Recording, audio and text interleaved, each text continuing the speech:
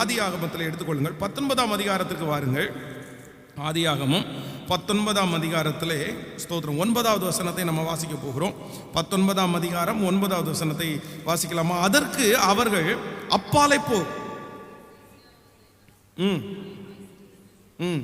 பரதேசியாய் வந்த இவனா நியாயம் பேசுகிறது, இப்பொழுது அவர்களுக்கு செய்வதை பார்க்கலும் உனக்கு அதிக பொல்லாப்பு செய்வோம் என்று சொல்லி லோத்து என்பவனை மிகவும் நெருக்கி கதவை உடைக்க கிட்டினார்கள்.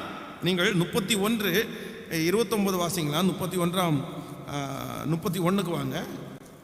31:29 கூட வாசிக்கலாமா? உங்களுக்கு பொல்லாப்பு செய்ய எனக்கு வல்லமை உண்டு, ஆகிலும் எங்கள் தகப்பனுடைய தேவன் நீ யாக்கோபுடைய நன்மையை அன்றி தீமை ஒன்றும் பேசாதபடிக்கு எச்சரிக்கையாய் இரு என்று நேற்று ராத்திரி என்னோட சொன்னார். கவனிங்க, முதல்ல ஒரு வசனத்தை நம்ம வாசிச்சோம். இந்த லோத்தை குறித்து வேதம் சொல்லுது, லோத்து தன்னுடைய பிள்ளைகளை வெளியே அனுப்பி, அப்படின்னா அந்த ஊர்க்காரங்க எல்லாருமே வந்து இங்க ரிலேட்டிவ் வீட்டில் வந்திருக்காங்கன்னா மொத்த பேரும் கிளம்பி வந்துட்டாங்க அவர்களோட தப்பா நடக்கிறதுக்கு.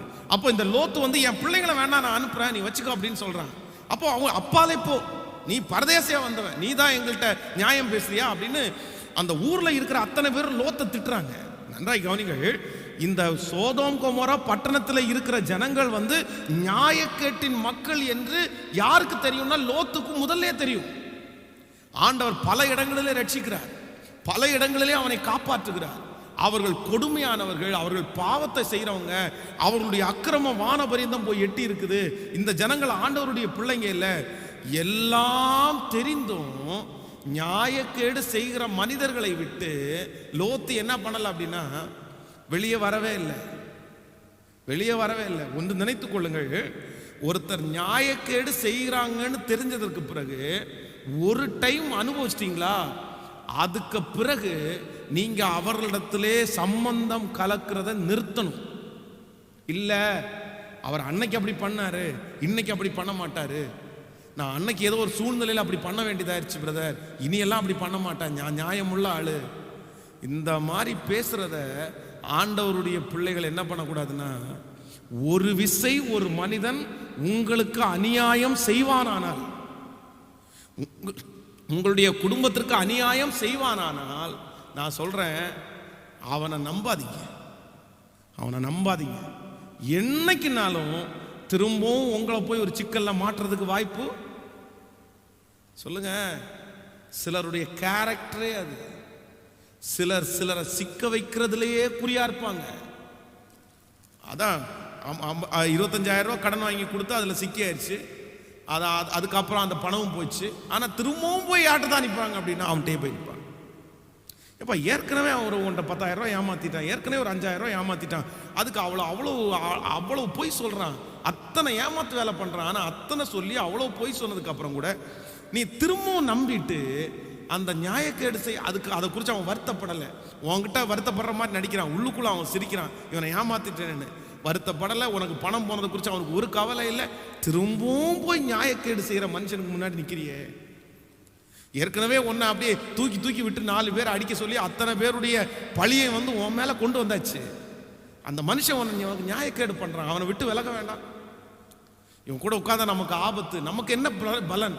நம்மளை வச்சு அவர் சம்பாதிக்கிறார், இல்லை நம்மளை வச்சு அவன் வந்து பெரிய ஆள் ஆகிறான், நம்ம தான் எல்லாருக்கும் முன்னாடி கெட்டவன் ஆயிரும் அப்படின்ற ஒரு உணர்வு ஆண்டவருடைய பிள்ளைக்கு வேண்டாம்.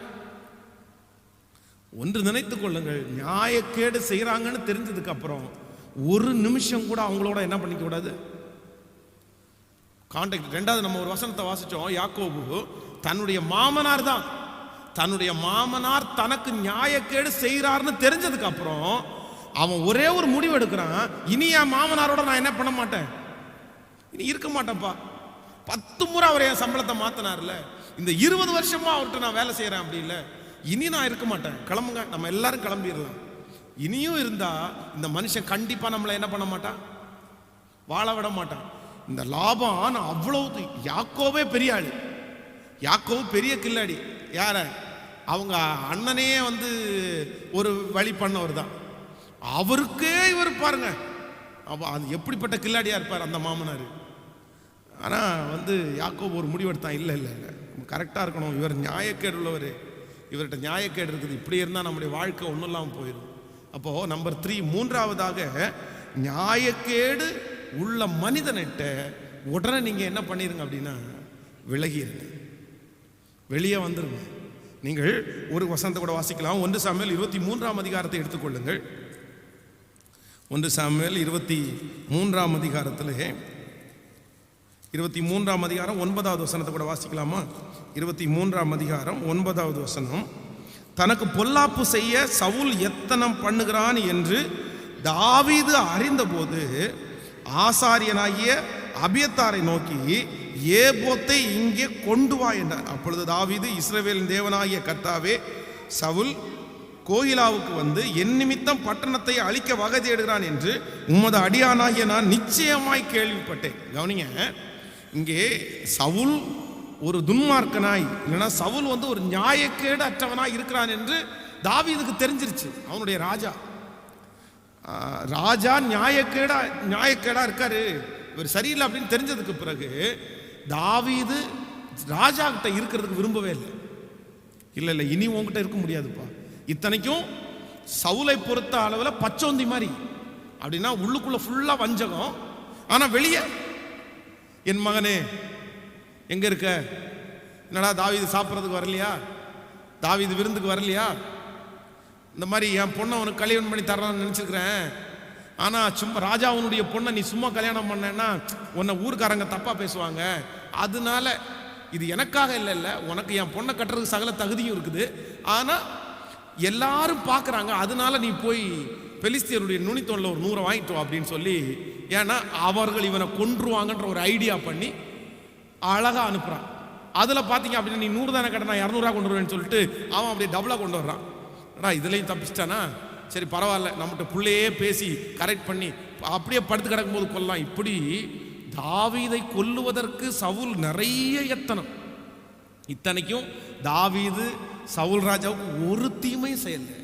ஆனால் சவுல் யார் அப்படின்னா நியாயக்கேடுள்ள மனுஷன். அவனுடைய கையிலிருந்து தப்பிக்கிறதுக்கு ஓடுறான்.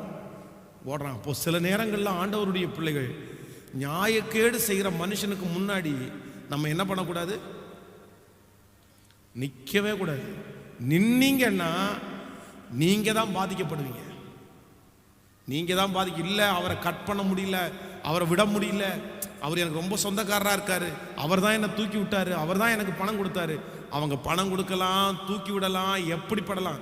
அவங்கள்ட்ட நியாயக்கேடு இருக்குமே, ஆனால் அந்த இடத்துல ஆண்டவருடைய பிள்ளைக்கு வேலை சொல்லுங்க. அப்படி நியாயக்கேடு உள்ள மனிதனோட நீங்க கூட்டு வச்சிருந்தீங்கன்னா நீங்களும் நியாயக்கேடு உள்ளவர்களாய் மாறி விடுவீர்கள். அதனால எனக்கு அந்த வேலை இல்லைப்பா, உனக்கு வேணா நீ செஞ்சுக்கப்பா, எனக்கு அப்படி நான் வரமாட்டேன். அதே போல ஒரு விசை ஒரு நியாயக்கேடு உள்ள மனுஷனை கண்டுபிடிச்சா சாகிற வரைக்கும் அவர் எவ்வளோ நல்லவராக மாறினாலும் நம்முடைய இருதயத்துக்குள்ள ஒரு ஆசை என்ன பண்ணிட்ட ஒரு ஒரு அவரை குறித்த ஒரு எண்ணம் இருந்துட்டு தான் இருக்கணும். இல்லை என்னதான் இருந்தாலும் ஒரு நாள் இப்படி பண்ணவங்க தான் திரும்ப மாறுறதுக்கு வாய்ப்பு சத்தமா சொல்லுங்க இருக்கு. ஆமேன்னு சொல்லுங்க. இன்னைக்கு 3 காரியத்தை நாம் தியானித்தோம். நம்பர் 1, முதலாவது, நியாயக்கேடு செய்கிற மனுஷங்களை நம்ம பழிவாங்க, எல்லாரும் சொல்லுங்க சத்தமா, நம்ம பழிவாங்க கூடாது. நமக்கு பழிவாங்கிற வேலை நம்முடையது அல்ல. ஏன் அப்படின்னா அவங்க நியாயக்கேடற்ற மனிதர்கள், அவ்வளவுதான். அவங்க திரும்பவும் என்னதான் பண்ணுவாங்கன்னா நம்மளை கொல்றது கூட தயங்க மாட்டாங்க. அதனால அவங்களுக்கு விரோதமா நம்ம போகவே வேண்டாம். யார் பார்த்துக்கட்டும், கர்த்தர் பார்த்துக்கட்டும். நமக்கு கோபம் கொந்தளிச்சு வரும், விட்டுருங்க, பரவாயில்ல, நீ பண்றதெல்லாம் பண்ணுப்பா, நீ கொடுக்க வேண்டிய கேஷ் எல்லாம் கொடுத்துரு, ஆனா என் பட்சத்தில் கர்த்தர் இருக்கிறார். நியாயக்கேட்டின் மக்களால் நீங்கள் சிறுமைப்படப்படுவது இல்லை.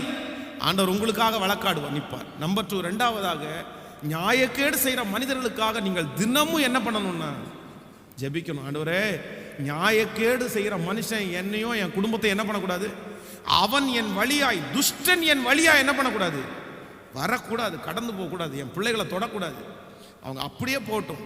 நம்பர் 3, மூன்றாவது, நியாயக்கேடு செய்கிற மனுஷனிடத்துல ஒரு விசை அவங்கள்ட்ட நியாயக்கேடு இருக்கிறத கண்டுபிடிச்சிட்டான்னா திரும்ப அவங்களோட அந்த கான்டாக்ட் வச்சுக்க கூடாது. அவர்களை விட்டு நம்ம என்ன பண்ணணும் அப்படின்னா விலகணும். தீமையோட நம்ம சேர்ந்து போகவே கூடாது. எத்தனை பேர் ஆமோதிக்கிறீங்க?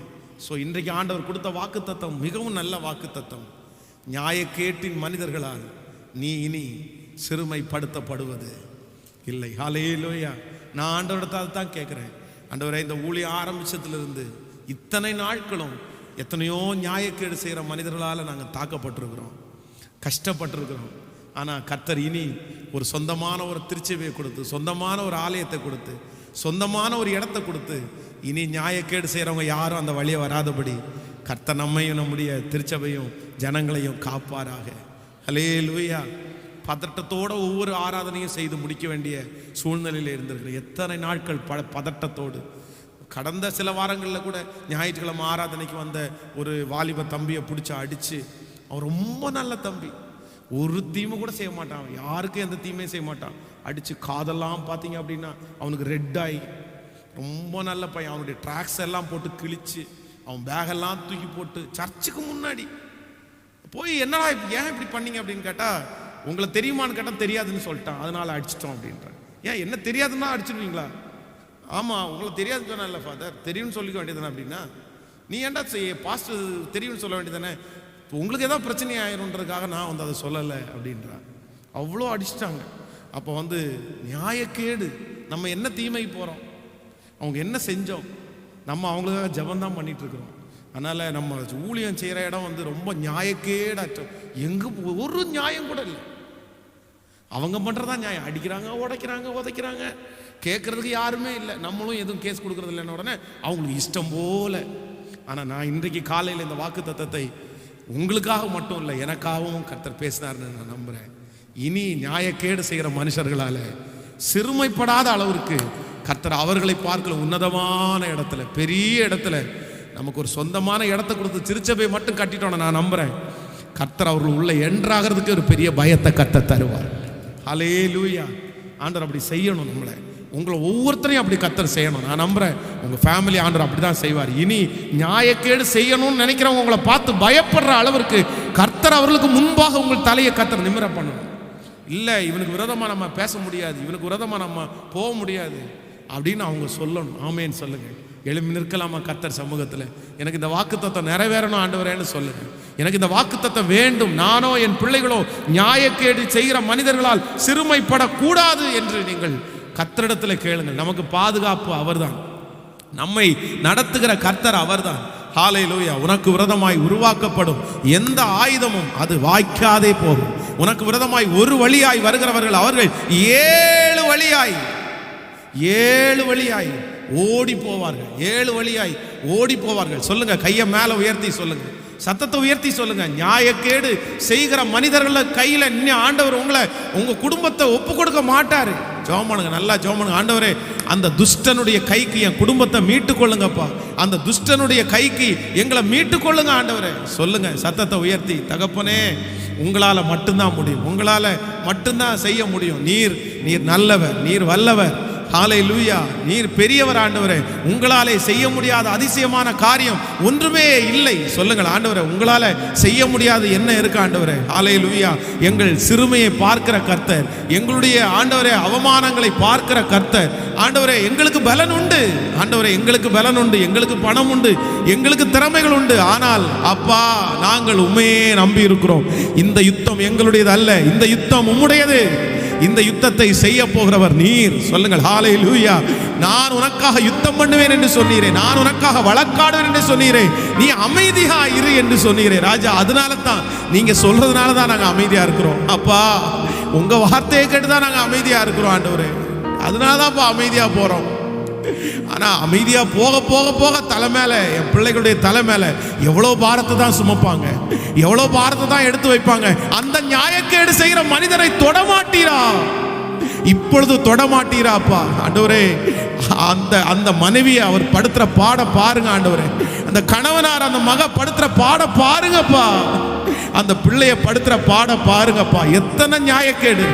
அவள் அந்த மனித பேர் எவ்வளோ பெரிய பழி சொல், எவ்வளோ பெரிய அவமானமான வார்த்தைகள். நீர் இரக்கம் செய்ய மாட்டீரா? எத்தனை நாட்கள் அந்த நியாயக்கேடு செய்கிற மனுஷனுடைய கையில என் பிள்ளை சிக்கி கொண்டிருப்பார்கள். கர்த்தாவே, இன்றைக்கு இந்த வாக்குத்தத்தத்தை கொடுத்தது உண்மையானால் விடுவிக்கிறதற்கு எழும்பி வாரும். நீர் எழும்பி வாரும், நீர் எழும்பி நில்லும் ஆண்டவரே. இயேசுவே, இயேசுவே, இயேசுவே, இயேசுவே, இயேசுவே, நீர் சொன்ன வார்த்தை அப்படி நடக்கட்டும் ஆண்டவரே. என் பிள்ளைக்காக யார் பரிதபிப்பார்? என் மகளுக்காக யார் பரிதபிப்பார்? என் மகனுக்காக யார் பரிதபிப்பார்? நீர் கண்ணை மூடினால், நீரே அமைதியா இருந்தால் வேறு யார் ஆண்டவரை என் பிள்ளைக்காக வழக்காட முடியும்? யார் ஆண்டவரை என் பிள்ளைக்காக பேச முடியும்? அவ்வளவு அநியாயம் பண்ணிட்டு அந்த மனுஷன் ஜாலியா இருக்காரே அப்பா. இறங்கும் ஆண்டவரே. ஹல்லேலூயா.